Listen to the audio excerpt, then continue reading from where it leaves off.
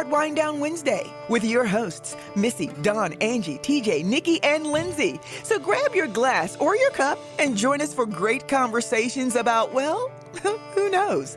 Let's just enjoy the evening. Here we go. Hola, family, and welcome to another live edition of Winedown Wednesday. I am your host, one of your hosts, Missy, and I'm the owner of Hands of Melody Doula Agency. We are striving to make community for families that are going through the process of either trying to get pregnant, already pregnant, giving birth, or within the first 2 years of life for their little people. So welcome again. We have some normal faces with us tonight. We have Rachel, Angie, Shayla, and Sheen. I'm going to introduce our special guest in just a few minutes. Tonight's topic is going to be on autism and some of the facts and myths that we have heard about autism and making sure that we have a full understanding. Our hope is with 4th of July coming that we don't want to find out the hard way that our children are not able to handle the lights and the noise and the flashing. We want to be prepared. We found out with the twins last year that they don't really like a lot of sounds, and we found out at a fireworks event, and that was horrible. And so I decided we would going not let other people be set up to take the same fall. So we're going to talk about that in a little bit. Of course, it is open conversation, open forum. Myself, my guests, our co-hosts, we're all going to talk about some things.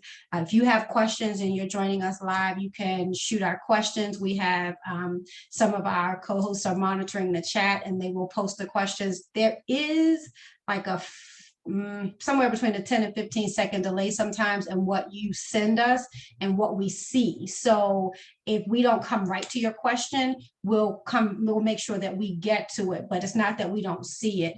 And then also there will be some information that we can send you after the program if you don't get a chance, because it's so much to talk about. And I know Dr. Sheena has a lot of information, but trying to keep it within the confines of this show, we're going to make sure that we make it available afterwards. So I'm going to take just a few minutes to show a quick video on what are the signs of autism and how it affects our children. And then we're going to come back and we're going to get into the conversation. So let's do that.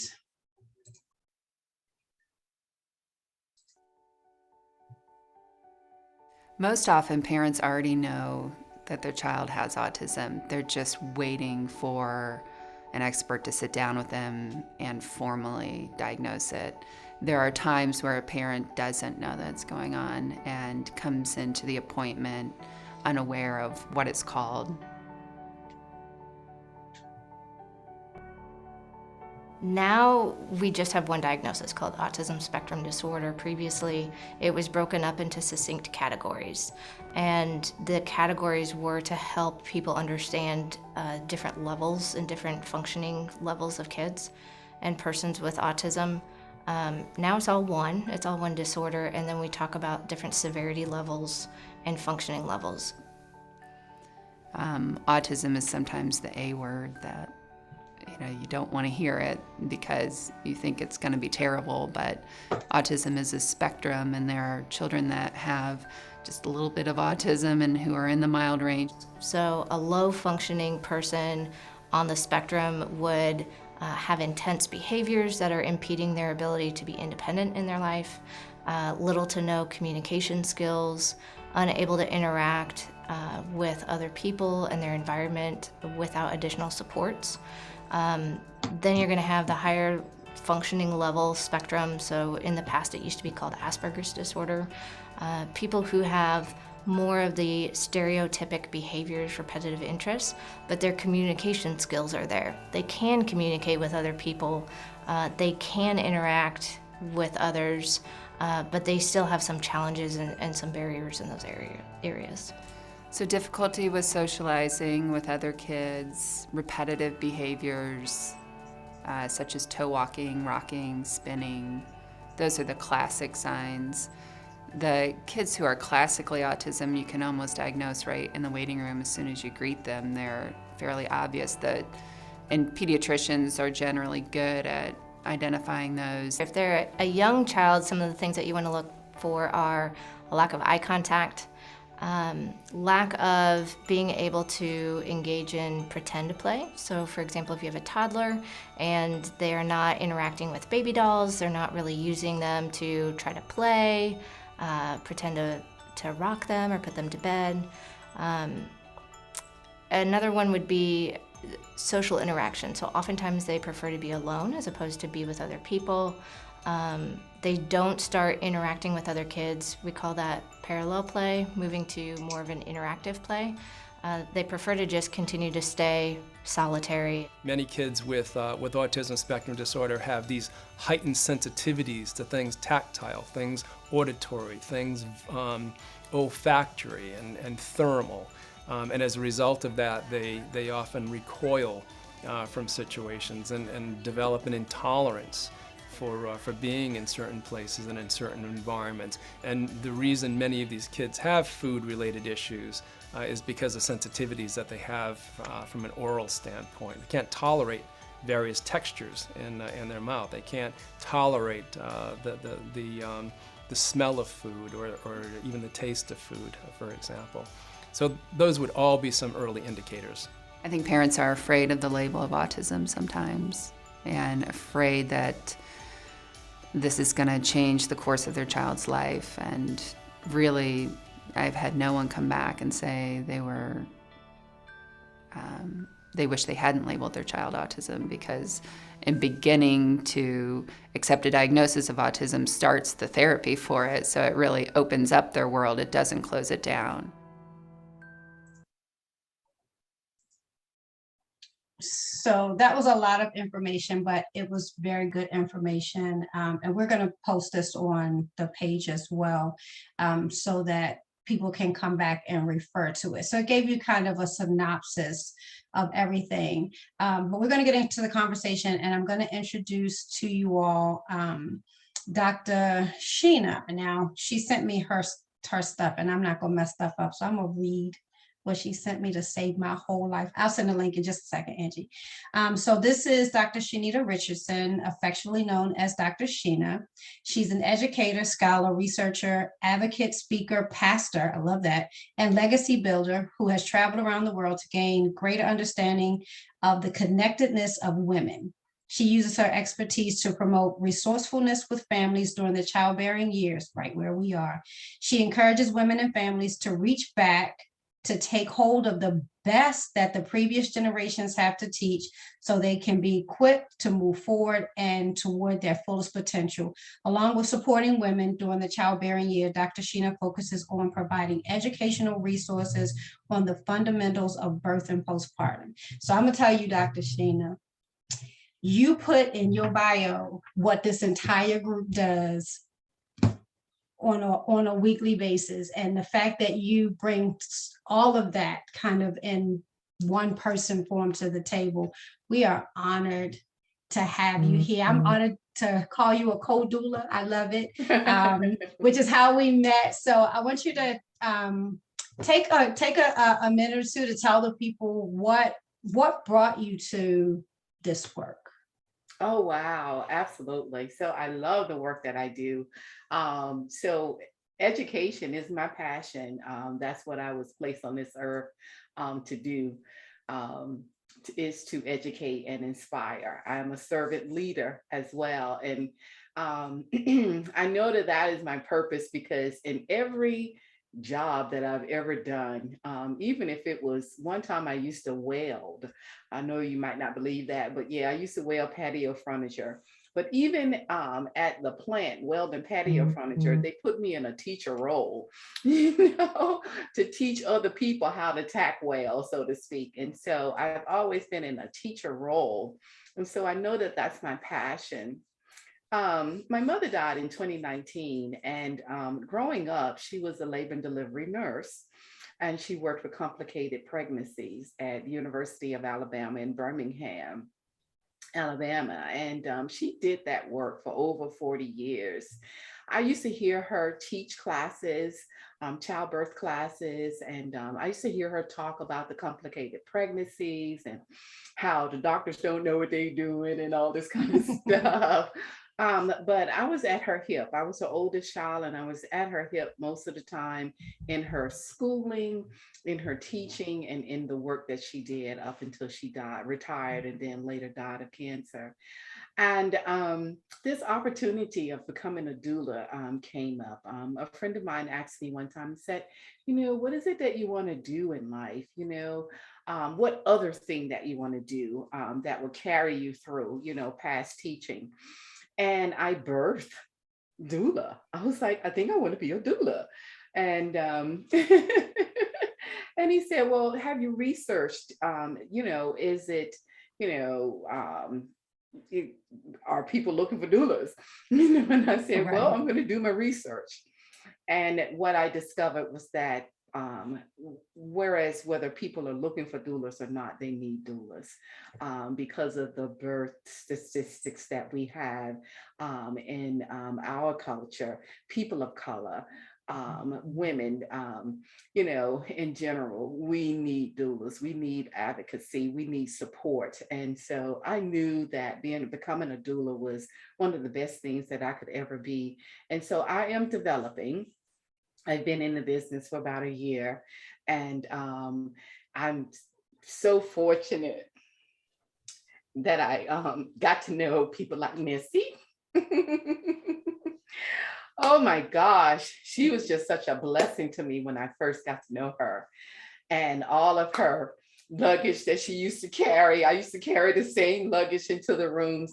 My luggage has kind of downsized now. Yes, mine too. Mine too. But in the beginning, I did everything that she told me to do. I did everything that all of her mentors and the people around her told me to do.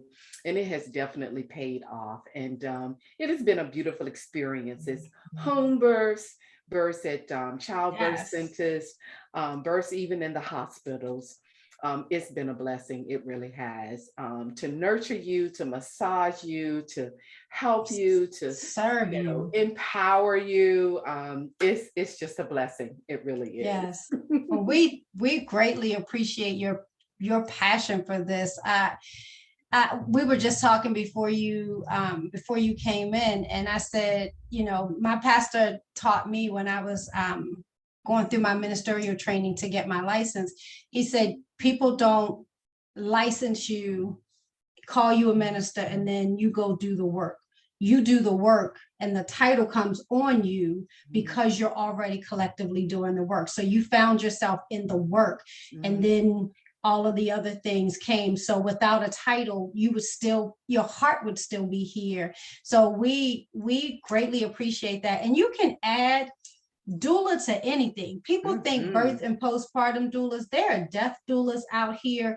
Doulas, we advocate. We teach you, we advocate for you, and then we support you in that role. So part of what we do in our group is the advocacy and the support on the front and the back end, because being in the room with you, massaging your leg, holding your leg up when you're pushing, or holding your hand if you're having a cesarean, that's the easy part for us. Making sure that you can thrive without us is the most important. So in that, we want to take care of the babies as well. And so that's why the topic of autism came into play. And one of the things on the video, the young lady says, is people feel like it's the end if you get a diagnosis of autism. And one particular thing does not a diagnosis make. So just because my girls don't like loud noises does not make them autistic. Just because somebody might not like flashing lights does not. It's so individual things. I don't want parents, and part of what Dr. Sheena is going to talk to us about, we don't want parents feeling like, oh, somebody said if my kid does this to their ears, they are. No, that's not it. And we shouldn't be self-diagnosing anyway. So if you see things, please see your medical professional. But Dr. Sheena, can you tell us something or a few things that we should be looking for, because most of the mommies in our group, the children range from a couple days old to about 2 years old. Nobody has hit that 3-year-old mark yet. So in those first 2 years, what are some of the things that we can look for that would make us take note and ask the pediatrician? Absolutely, absolutely. So with autism, just as the video talked about, what we've decided to do now is to put autism spectrum disorder. We are calling it now that, instead of the different names that you may see, such as Asperger's, and other types of names that they would name them. It's a spectrum. So there's from a low to a high. But there is not a test that a child can get, to determine whether they are autistic or not. It is a series of things that the doctor will take a look at over a course of time. And that usually starts at about 18 months of age. Okay. And that in 18 months of age, when you see where there may be a lack of talking, or the baby hasn't started talking yet, perhaps may not be at walked, the speech is different, the speech may be monotone, the baby may have issues with connecting with other people, because autistic persons are not, they don't have a whole lot of empathy. Okay. And here's one real big thing about things that you may see. We only have to teach a child one time that a stove is hot. Okay. For children who are autistic, they never learn that stove is hot. Okay. And so if they don't have any boundaries. And so things that you would think they would stop at, no, they keep on going. Okay. Because the critical thinking part of their brain is really not there. They can't decipher anything. Most of their thinking is almost like black and white, so to speak. They don't have the ability to reason that this might hurt me, this may harm me. And so when you see a child acting in that type of way, you want to begin to take notes in your journal about those types of behaviors and refer that information to your pediatrician and say, hey, this is what I see. Okay.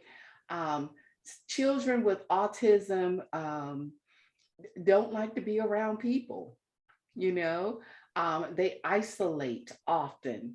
And when you try to get them to play with other children, they say, no, I don't want to be there. Now, there's an issue of socialization. If you've not socialized your child, that's an issue. But if you have a social child and the child is sociable, particularly in their own environment, and then they get into a different environment and they don't want to play with children, take note. Don't chastise the children. Please don't do that. Don't make them do anything of that nature. Just take notes and refer to your pediatrician in that aspect. So I want to ask a question. So that particular child may do things that if you, like you say, no, this might hurt you. So they don't ever kind of process that and hold that. Could that be the same if they are hurting others, like a constant biter or a pincher or a hitter or something like that? Because if they lack empathy, do you usually see that hand in hand, or because they're using more to themselves, you don't necessarily see that behavior? Most autistic children at a young age, such as that age there, 6 and below, They're not fighters because they like to isolate.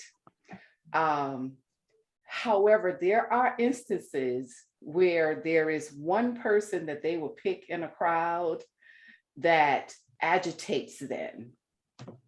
It is something about, it's something that the child is just picking up on their own. They don't know what it is, but that particular peer is agitating them. And when you see that, that's real, that's a good evidence that, you know, there's some autism going on. You try to separate them often, you know, so they won't be together. But every once in a while, they'll pick somebody out and it just doesn't roll with them. But for the most part, they're not fighters because they like to be alone. Now, will they fight? Yes, because in their alone time, I have a autistic pupil right now that I'm working with, and he loves to play with Legos. They don't know how to share. And so when other children come around and try to play, because they've been taught to share sociably, a child with autism will push them away. So that is the only time when you will see something considered like an attack is when they're playing with something and they just don't understand being social to other people unless you teach them how to do so. And that takes a lot of time and practice. So I've heard that this is more, it happens more in African American boys. Is that true? And why is that? It does happen more in boys. As it relates to African American boys, I think that well, I know for sure that the verdict is still out in that, but it does in 1 in 4, 1 out of 4 boys, it will have autism. Wait a minute, maybe hold on. Let me look at that statistic. And she also shared a PowerPoint with me, Rachel, that I'm going to share with our group. Yeah. So yeah. I want to look at that statistic again. I don't see it in front of me right now, but it's mostly in males. And the reason why I say that the verdict is still out as it relates to African American young boys. Yes, we are quick to put African American boys in special education. Okay. That's a different issue. That's systemic racism. Okay. I'm a special education director for a school in Washington, D.C. That's a different issue. I try to fight that issue all day. But if you don't, if you're not in tune with your child, someone who doesn't know what they're doing, could they label your child as being autistic? Of course. But autism needs to be diagnosed from a pediatrician, okay? And not from a teacher, not from a special education teacher who doesn't have that experience. But males for sure are affected more so than girls. Wow, I did not even realize that. So can you give us I know it's like low to high. Can you give us an example of like a low case of autism versus a higher case of autism, like what you would expect to see in the different two? Mm-hmm. Absolutely. I have a couple of videos that I want to show you, but I want to put out a disclaimer. It is not to trigger anybody on these videos. What's most important is that this is just for informational purposes only, okay? Because there is a difference between low and high. Now I have one video that's on with a mother who has discovered that her child is autistic, and she'll talk about what she's going through. And the other 3, there are adults, but they're on different spectrums. And I want you to see the different spectrums because it's not until adulthood or close to adulthood that you can really see the differences. Okay. Right. Yeah, you should be able to share. Okay, give me one moment. Okay. Okay. Here's the first one. This is a young lady. I like her. She's very good. Can you see the video? No, we see the first slide. We don't see a video. You see the first slide? Okay, let me stop sharing. Okay. All right, here. And if you can't get it, I have it up, your PowerPoint up as well. Okay. You know, Hold on, let's see. Let me try to get her on here. The video is in the second slide. I linked it to Always Unique, Totally Interesting, Sometimes Mysterious. I don't see a video link though. Yeah, if you just, you have to put it in presentation. Okay, let me see. Yeah, let me try it again. Let me see. Oops, Yeah, even in that, I don't see a link. you don't see it? Okay. Mm-mm. Oh, wait, I think I might have it. Hold on. Let me see if I can share mine. Okay.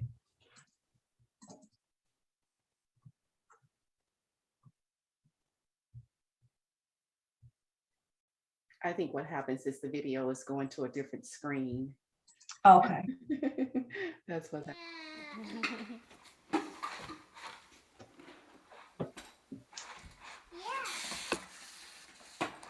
the video didn't transition. It was devastating. Still the slide showing. It was. Okay, hold on. Let me pause it. Let's see. Oh, wait a minute. Let's see. Can you see it? Yes. You know, we heard them, and you don't want to believe it, but you have to run and do everything you can. Everything that you read says between the ages of 2 and 3, that's the most critical. Well, 2 and 4 really is the most critical time to make a difference. So we just started trying to get as many services as possible.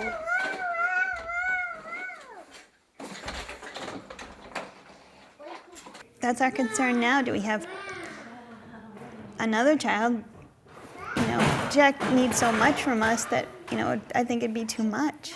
So I'm glad that we were already pregnant and did it and got it over with, because we probably would have had second thoughts. We've been more vigilant in making sure he hits the milestones now that we recognize any red flags. We weren't aware of any of them before, so now we know what to look for.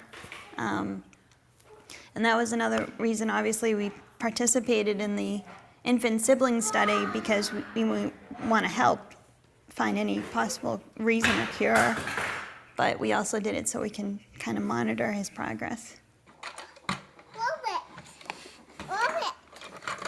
He, you know, we'll sit him down in his high chair with a spoon or a utensil and food, and he'll feed himself. Jack still needs assistance. Language, you know. He can communicate with us and tell us his needs, where Jack didn't say mama at the age of 2. You need me to open it? Yeah. Okay. Are we all done blocks? All done? No. No? Jack still has a lot of safety issues where he doesn't understand, you know, the consequences to running in the middle of the street. And Joe does. Joe interacts so much with Jack and tries to initiate play so often with Jack, he kind of wears him down.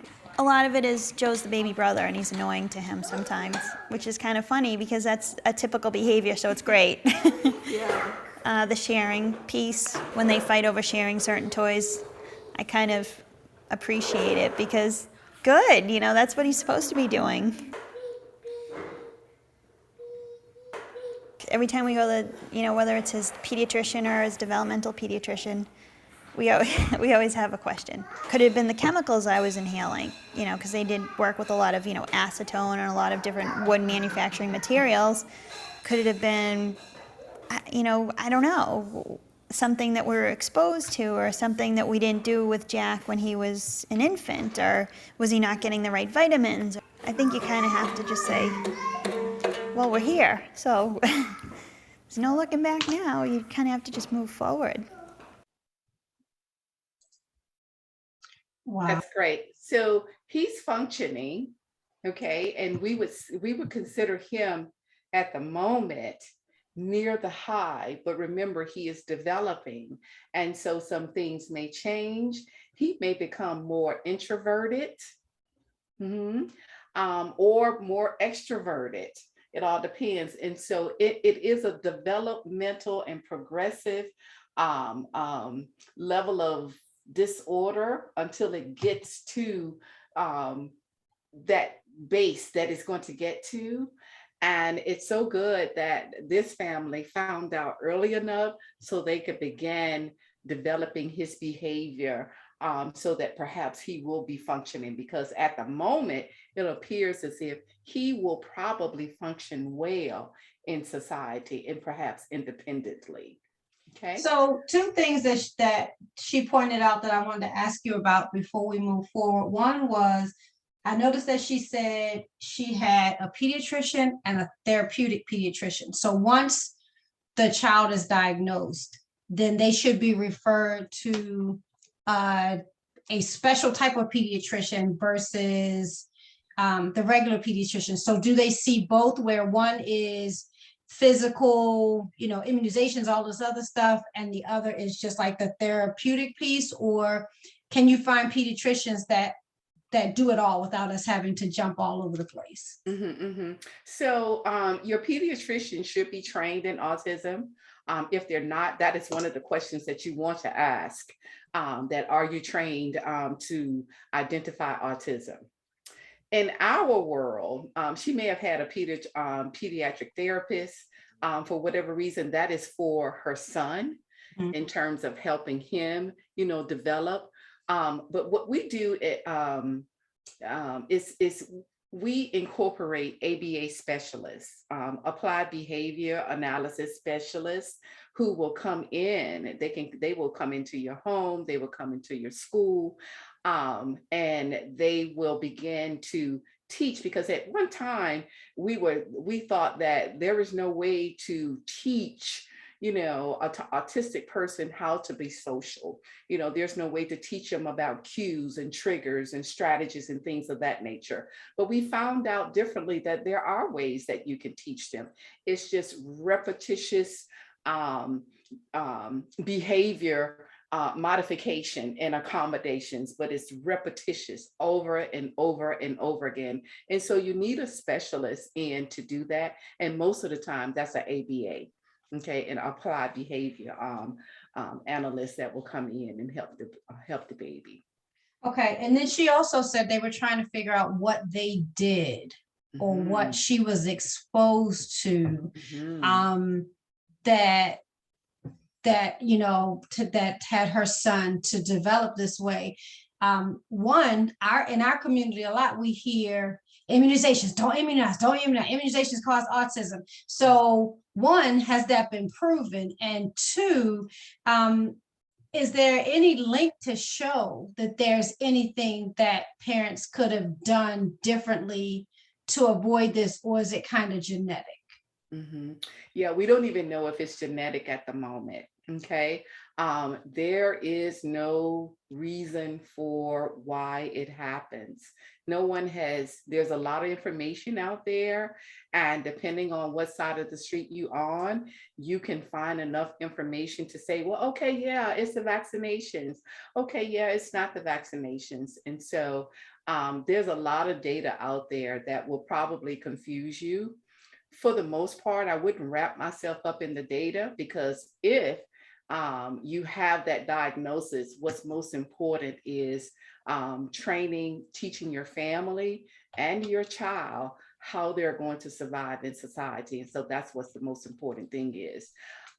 So we don't know whether it's about vaccinations or not, or about the type of food that you ate.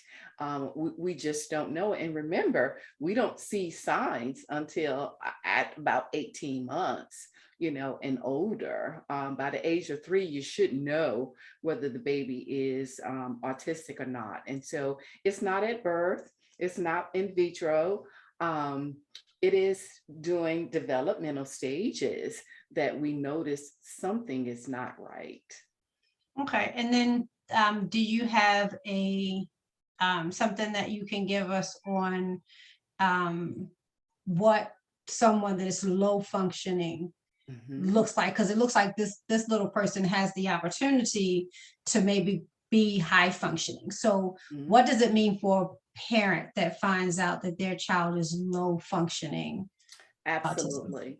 It's very scary, but it's manageable.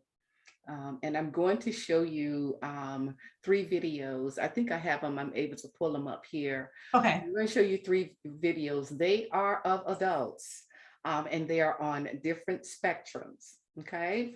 Again, like I say, it's not to trigger you. It's not to scare you. It is just for informational purposes so that you can see what the spectrum looks like and what we look like as educators and therapists, what we see in terms of trying to diagnose and develop a plan on how to help the family. Okay, so give me one moment. Okay, and let me go here. And I will start with this one here. Okay, I'm just going to show just a little bit of each one of them. Okay, Okay. Can you see my screen? Yes. Okay.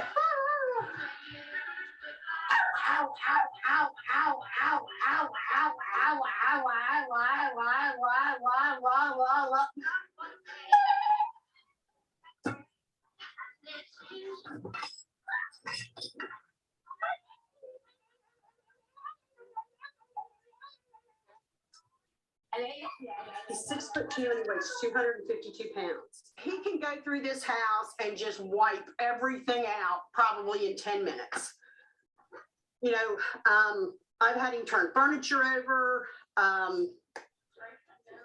Well, you see all the windows and stuff, you know, the air conditioner back in the bedroom, he'll sit and punch that till it's in pieces.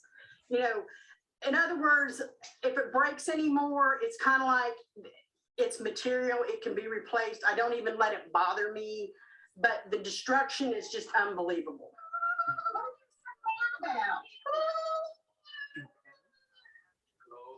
Okay, I'm gonna stop sharing and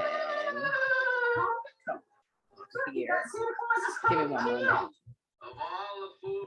Okay, all right, now that is the extreme. Very, very low level, not functioning, will be at home for the rest of his life, or in an institution. It appears as if on that family, there has not been any behavior management, or if behavior management is available for this particular person. We don't know if they have the resources to do so, you know, or what have you.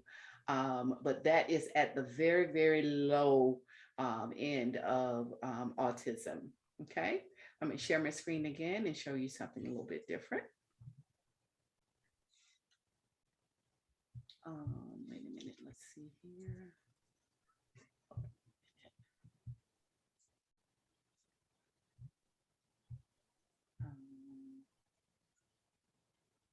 Oops, I messed up again, Missy. Okay, where are we at? It is slide number 28. And let me see, I think I might be able to pull it up. Let me try it again. Okay, yeah, I got it. This is the one that I want first. You know, you never get cured of autism. But what you do is you learn. In one moment here. Okay.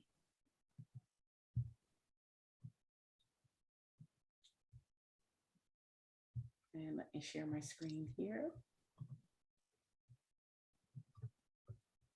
Okay, this is a young lady. Her name is Temple Grandin.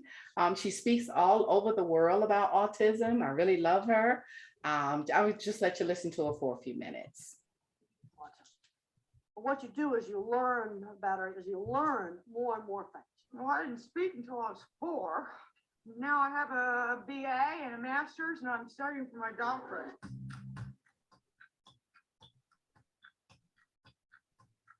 I can remember the frustration of not being able to talk. I couldn't get my words out.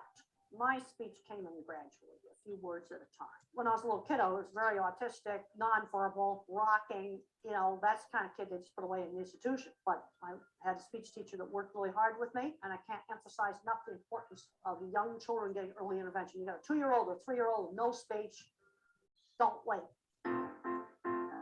High school, absolutely worst part of my life. Teasing.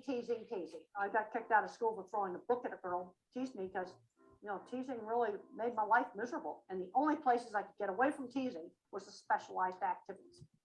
So as you can see, she's functioning. Okay.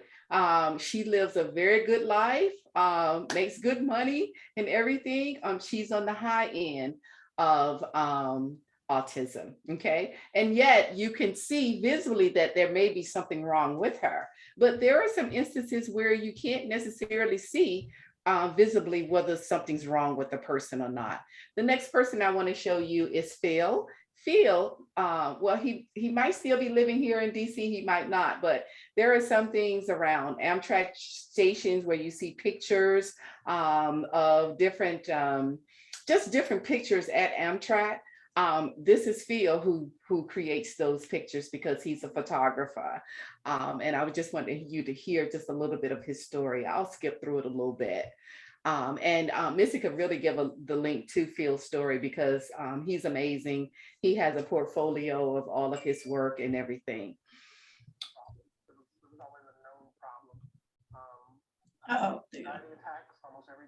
Can you hear it? No. Okay. But it didn't. It's really low. Huge issue until I started high school. So I started high school at Eleanor Roosevelt in Greenbelt. Okay. And I was excited. This was a big thing. It was like high school was like the first steps of becoming an adult, and I was interested to see how it was going to go. So I remember my first few days in high school. I remember thinking to myself, "This is horrible." Like there was so much going on. There were so many people. Like I just couldn't do it. I physically didn't feel as if I could do it. I didn't eat the food that they served there. I wasn't interested in eating the food they served. I wasn't interested in making friends or communicating with anybody there. And it was overwhelming. So my comfort was always trains. So I remember every day my mother would leave for work and I would get on the Metro bus and I would attempt to go to school. And I would ride right past the school on the Metro bus and continue on to the Metro station where I would then literally ride Metro trains from the time I was supposed to have started school until the time school was over. And then I would, get on that same Metro bus to go back home and get off the bus as if I had been in school all day. So Phil also, he had gastrointestinal issues. Most autistic babies will have gastrointestinal issues because they only eat certain foods. And it's not good to introduce them to anything other than what they choose to eat. And it is because of the foods that they eat and that they will only eat causes gastrointestinal issues. So that is another indication as to whether your child might be autistic or not. If they're only eating a certain food and won't eat anything else, and it began to have stomach issues. I'm going to skip through here a little bit. Here, I'll get closer to the end here. Platform just to show that, all these people are doing amazing things and they're autistic. And that doesn't hold them back. So autism, you can't look at one person and say, oh, I can tell he has autism. And then because it doesn't happen with me, you can't look at me and tell me I have autism. So being a male on the autism spectrum, like most boys with autism, they're attracted to trains. Trains are very interesting to them because for several reasons for me, and I'll speak on my behalf only, trains, they don't deviate from their path. Yeah. And that was a big deal for me. That's And from interesting. there, I've now gone across the country again, working for Amtrak as a freelance photographer. That's a big deal. You know, like a lot of people that on the spectrum that love trains, like some of them don't even know that the images they're looking at sometimes were captured by someone who's also on the autism spectrum. I feel like that's a huge thing. After the relationship I was in for 6 years ended, I met another young lady who was a photographer. Who was a very amazing, a very smart, talented woman. And we really hit it off. And in 2015, we welcomed our son into the world. And that was a big thing for not only for me, but I've now learned for a lot of parents to know that, you know, it's a possibility for someone on the autism spectrum to have a family, you know, to be an adult with a job and that's taking care of a family. Like it was a big thing. It was a big thing to have a son, and I love my son to death. But there's also a fear of what is going to happen if my autism affects me being a great parent. What's going to happen when it's bring your parent to school day or career day, and my son says, "Hey, Dad, can you come and talk about something?" And you know, I get nervous or I have an anxiety attack because of all of the different people I have to interact with and all of the different facial expressions I have to try to process. Like, what's going to happen when that happens? What's going to happen when I'm at a point where I'm overly flustered and I just can't function? Or what's going to happen if my son, you know, triggers some of my sensory issues? Like that scares me. It scares me a lot, but I think it's going to be okay. At the end of the day, I think that my goal is, although I'm someone that's on the higher end of the autism spectrum, my goal is that someone who is also on the spectrum, who has dreams of achieving certain things, will see this, and they will know that they can accomplish what they want to do. Awesome. Parent guilt is parent guilt. It doesn't matter where you fall or what your worry is or what your whatever, whether you have a label or not. Parents, we find stuff to obsess about, worry about, find guilt about. We're going to do this right. We're going to do that right. So in that aspect, he is just like every other parent. We worry about different stuff in every household. Absolutely. I That's love exactly that. right.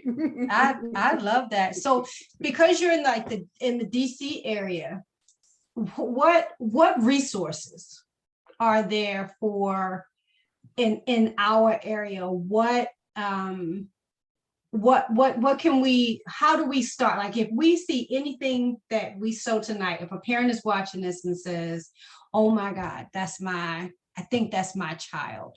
What is the first step? Because I feel like if they are in that 3, 4, 5, 6, and your pediatrician has not picked up on that, you need a whole new pediatrician, but that's a different program. That's right. what is the first step if you don't have a resource in our DMV area? And I'm sure this could go for any other area, but what's the first step? And then there was a question, how might the parents use the ASQ questionnaire to help them think through if their child may be on the spectrum? Well, you want to follow through with your pediatrician. This is not anything that you want to diagnose yourself. Okay, that is very, very important. And what the pediatrician wants to hear from you, which is why I say it's important that you have a journal and you begin to jot down these behaviors that you see. Okay, that's very important. And anybody else around you. You want to first talk with your pediatrician. Your pediatrician then should, depending on the age of the child, will probably send you to a psychiatrist to get a diagnosis or to rule out a diagnosis. And if the child has been diagnosed, there are a plethora of resources in the DC, Maryland, and Virginia area, believe it or not, that you can reach out to. There are autism organizations just by Googling the organizations, and they will get to you in your local area. And that's for children who are 3 years and below. If the child is 2.5 years to 3 years old, if the child is 3 years old and in school, and you have a diagnosis of autism, then that child will be in special education, and your school, public or private, is mandated to bring in specialists, ABA specialists, and any type of specialist, speech therapy, any type of specialist that you need. We are mandated by federal guidelines under IDEA to make sure that this child learns how to operate in that environment. And we will bring specialists in on a daily basis if we have to. In some instances, the child may need an aide to be with them all day. But under the special education, and as a special education director, we have a lot of issues with special education as it relates to systemic racism or what have you. But a child with autism who has been diagnosed and classified on the spectrum gets much support in school, and it is your right to demand that they get the support in the school. And so I want you to really know that and understand that and advocate for yourselves because the resources are definitely there. So I think I have, go ahead, Shayla. No, go ahead. I was going to say, so Dr. Sheena, just to be clear, because I had an associate who had a similar experience, and it was interesting how that fallout occurred. But to be clear, if your child has been diagnosed, no matter what school they are enrolled in, the school is required to bring in the resource, or can the school opt to send your child elsewhere? And what happened was they sent the child to another school, and then the parent had to figure out how to get the kid to that school. And so is that something that's supposed to happen? Or if you're zoned for this school, that school should figure out how to provide that resource for your kid? Was it an issue of behavior? No, it was low functioning. Low functioning. Mm-hmm. And was the school capable? They said they did not have the resources, and another school did. And so they told the parent that he needed to take his kid to the other school. Now, I'm going to straddle the fence with this one here, and I'll tell you why. If a school says that they don't have the resources, then to demand that they get the resources may also put your child in harm's way. Right. You hear me on that one? You know what I'm saying? It's almost like when you order a plate of food and you say, oh, something's wrong with it, you send it back, and you're scared to eat it when it comes back. So it may have been in her best interest, to go to another facility. However, instead, if we send your child to another facility, we got to pay for it. So make sure that the school who referred to the non-public school, make sure that the school referring is paying for the services and nothing is coming out of the parent's pocket. Okay. Yeah, including transportation. They should pay for transportation too. Okay. And if the child is in special ed, then you want to get a special education advocate to make sure that their rights are actually being served and heard. Is the special education, do all schools have special education advocates, or is that something you have to go through an organization to get, or should they call the school board? Like, who should they be calling to find out about that? Exactly. You should call the school board and say, I need an advocate. And we are all set up to make sure that you get an advocate.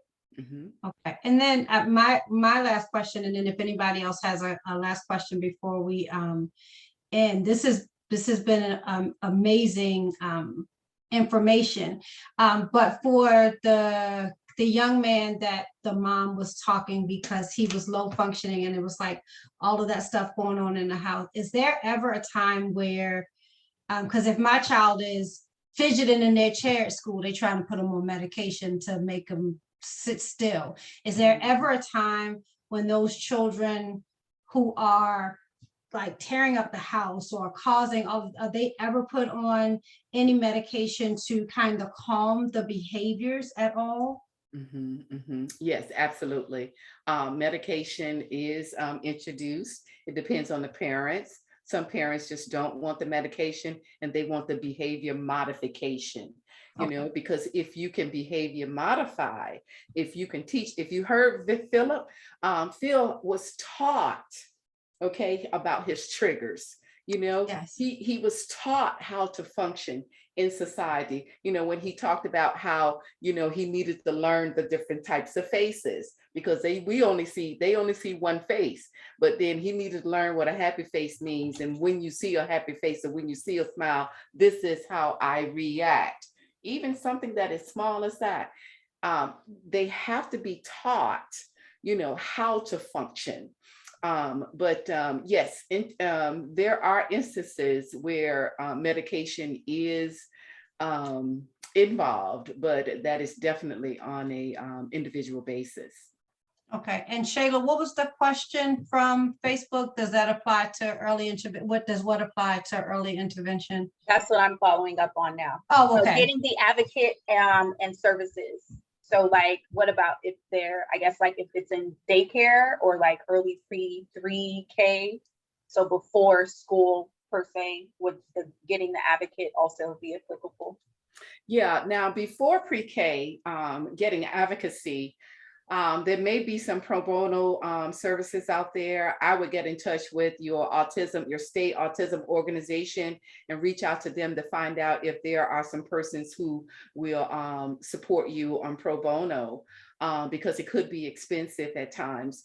But then there may be some sliding scale fee programs out there that would support you prior to pre-K. But the most important thing is prior to pre-K, you want to be under your pediatrician. That's very, very important. You've got to get under that pediatrician, perhaps a pediatrician therapist, and then eventually an ABA specialist will come in to teach you behavior modifications, how to, be inclusive with your environment for your baby. And it is definitely possible. I have a student, like I say, he's 5 years old, and we have to let everybody know in the building his triggers, and one of the triggers is he doesn't like green things, and so we keep green things away from him. He won't eat green things. He doesn't like when we have fire drills, we have to let the teachers know prior to that a fire drill is about to happen, and he has his noise cancellation headphones, because cancellation headphones is not necessarily just headphones. They have to be noise cancellation headphones. That's most important. And you don't want your baby to wear them all the time because it will mess up their ears. Their ears will get real soft and gooey and all this kind of stuff. And so you want to take them on and off. But the most important thing also is lights. Lights affect them, and colors. Sometimes you have to determine what colors work in your home. Okay, because if you have green walls or red walls or blue walls, or just observe your baby in different rooms if you have different colors in your room. Okay, because colors will affect them as well. Foods, types of foods. Most autistic children don't like corn, because they can't digest that corn, and they don't like corn, and corn kind of like flips them over sometimes, and puts them in a bad space. And so try your different foods and get your journal and write down the reactions that you see as to whether they are reacting to the different types of foods. And then make sure you also, if your child is autistic, create a home space in the home. And that is where they go when they become spastic, or when they become explosive, or when they become down and out and don't want to be bothered. Create a home space, okay, where they can go and say, this is your home space. And when this happens, this is where you go. You may have to leave them a couple of times, but for the most part, you want to create a home space. And everything that you do in your home, based on, in terms of behavior modification, when they do begin school, you want school to marry the same thing, okay? Because they don't do well with change, okay? Wow, that's amazing. The only one child that I knew of an autistic family, they had the ceiling hammock swing in his room, and he would just go and sit and swing. And whenever he was in the swing, they knew just leave his door closed and let him have his space. So I never would have thought, because we a bright kind of family.